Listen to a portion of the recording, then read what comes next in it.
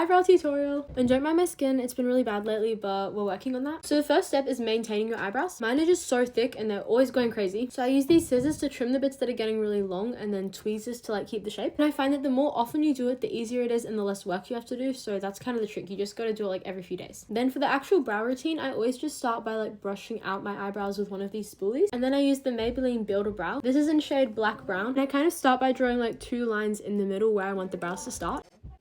Okay, just like that. And then this is super thin, so it's really good for like drawing the individual kind of marks. So I just like draw it in like that. Then I take my spoolie again and I just use it to like spread the product through in like all directions, just so it kind of blends and it's not like too dark. Then I take the pencil and I just bring out my brows a bit more on the sides. Ooh, don't do that. But one thing that is really good is I find this is like easy to wipe off. So you kind of just do that and it'll just go away. Okay, let's try that again.